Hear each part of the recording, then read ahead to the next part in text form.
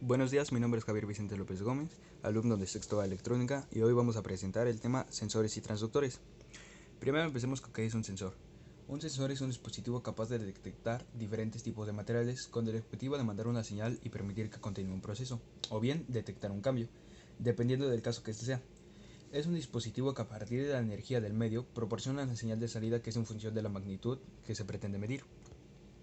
Dentro de la sección de los sensores se deben considerar diferentes factores, tales como la forma de la carcasa, distancia operativa, datos electrónicos y conexiones. Esto dependiendo de lo que nosotros queramos utilizar o para lo que nosotros queramos el sensor. De igual forma existen otros dispositivos llamados transductores, que son elementos que cambian señales para la mejora de la medición de variables en un determinado fenómeno.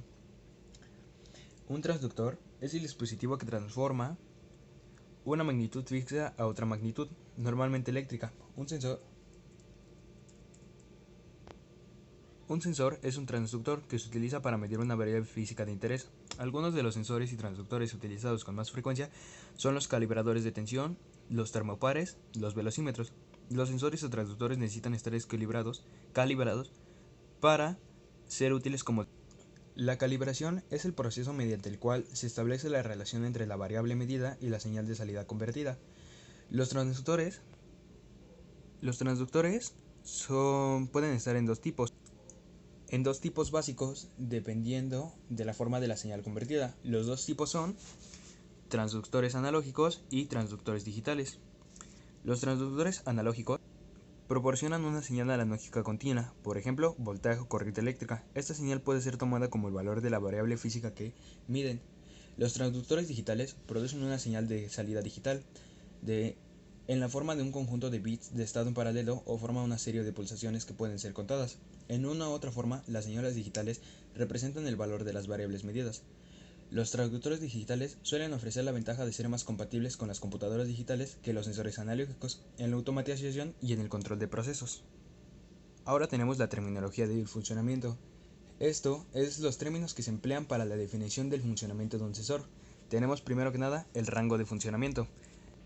¿Qué queremos decir con esto? Que el sensor debe tener un amplio rango de funcionamiento y debe ser exacto y preciso en el rango para que nosotros podamos detectar lo que necesitamos. Después tenemos la velocidad de respuesta. El transductor debe ser capaz de responder a los cambios de las variables detectada en un tiempo mínimo. Lo ideal sería una respuesta inmediata. ¿Qué queremos decir con esto? Si a lo mejor queremos que el sensor detecte cuando una puerta se cierra, entonces debe de ser inmediato cuando la puerta se cierra que el sensor lo está detectando. La fiabilidad. El sensor debe de tener una alta fiabilidad, no debe estar sujeto a fallos frecuentes durante el funcionamiento. ¿Esto qué quiere dar a entender? Debemos de tener la certeza de que el sensor va a estar funcionando mientras lo necesitemos y no va a tener fallos, no va a estar presentando fallos para que no nos perjudique en lo que necesitamos que esté funcionando. Precisión.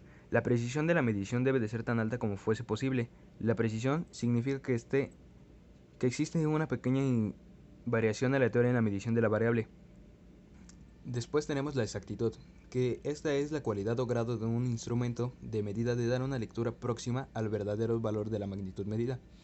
¿A esto que nos referimos? En otras palabras, es el grado de conformidad de un valor indicado a un valor estándar aceptado o valor ideal, considerando que este valor ideal sea el valor verdadero.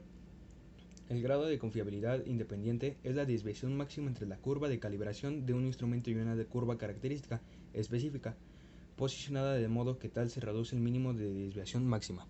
Después tenemos la calibración. Debe de ser fácil de calibrar, el tiempo de los procesos deben de ser cortos, no debe necesitar mucha variación frecuente.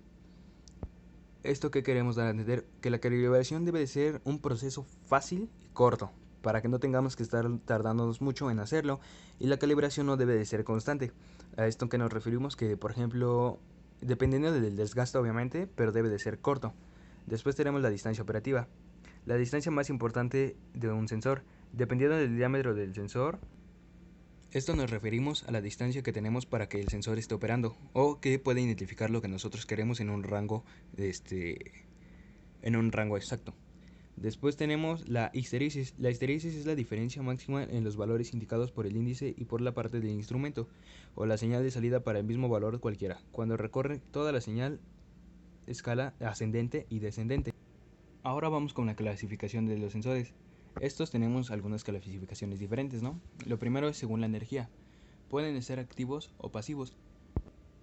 En los activos emiten energía aplicada a partir de la transformación realizada. Dentro de este tipo de sensores podemos citar a los termocristales piezoeléctricos, etcétera, entre otros, ¿no?